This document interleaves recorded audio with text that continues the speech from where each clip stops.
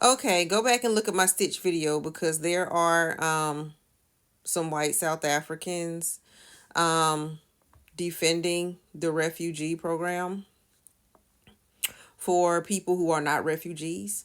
Okay. And they're trying to complain about the BEE laws and all that stuff that go on in South Africa.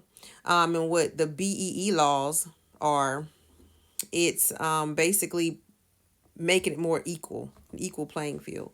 Because historically, in South Africa, white people have gotten all the work, period, leaving black South Africans out of work. Okay. That's historic. No one can argue that.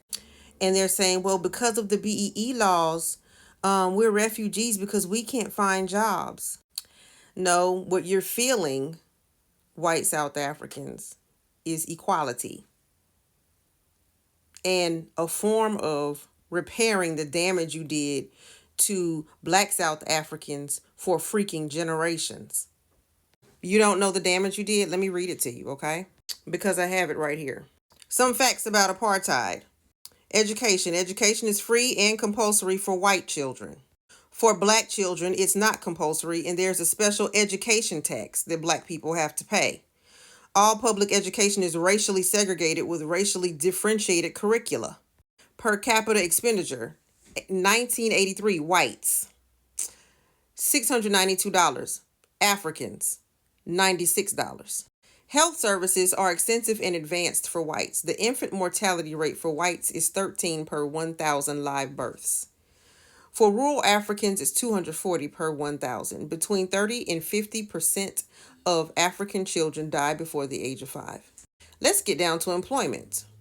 Average monthly industrial wages for whites was $701 in South Africa during apartheid. Africans were only making $186. Let me read some more. If you're black in South Africa and you're caught somewhere you are not authorized to be, or if your pass is not in order, you are jailed. Such actions by the police are commonplace. In fact, every 2.5 minutes, a black South African is arrested for a crime that, by definition, a white South African can never commit. Even if the pass system is modified, apartheid controls are unlikely to lapse. I'm going to repeat that.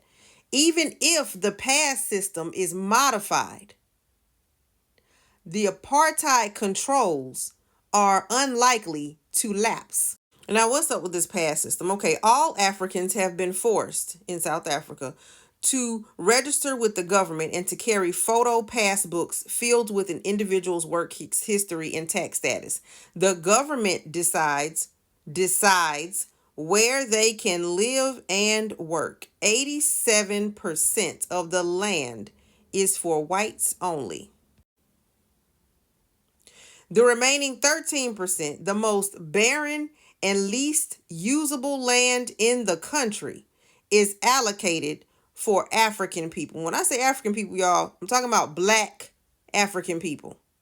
Many live in townships, huge impoverished ghettos surrounded by military patrols like Soweto outside Johannesburg, and are allowed to commute to work in the cities but not to live there.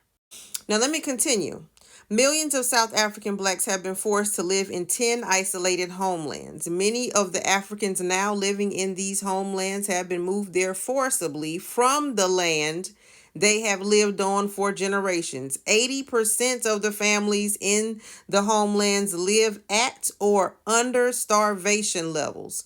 1 of every 4 children dies at birth.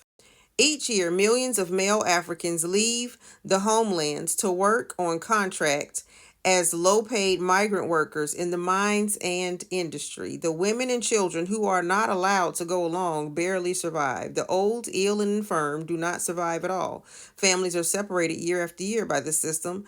They are together at most for short visits at the end of each contract. Let me talk to you about the strategy of apartheid. The strategy of apartheid is to divide and conquer, to keep Africans divided along tribal lines and then to separate them from other, more privileged racial groups. 23 million Africans make up 74% of the population. 2.6 million of mixed descent, called coloreds, make up 8.5. Nearly a million people of Asian descent, primarily Indians, make up 2.5, and 4.7 million whites make up 14.5. Not all South African whites support apartheid, though. Africans are forbidden to vote, buy or sell land in most areas, or choose where they live and work. They are deprived by law of any control over their lives. There are 317 laws to enforce the subjugation of Africans. These laws permit the jailing of the government's opponents and allow the police to operate with impunity. Apartheid is not only a system of racial domination, it's also a system of economic exploitation. Economic exploitation. Okay? So that's what the B laws are trying to correct. Okay? Apartheid is no more or less than a system of modern slavery.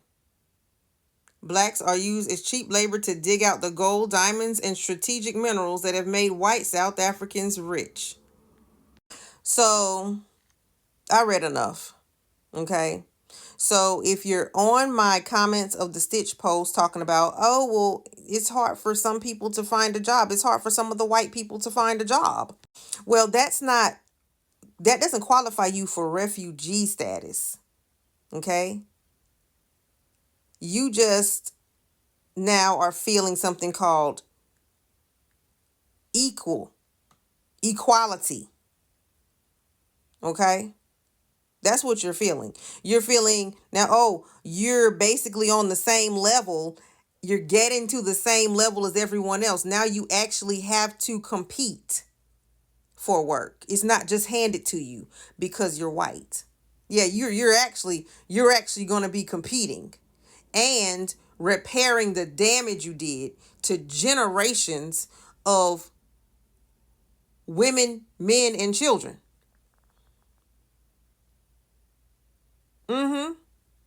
That's what you're doing.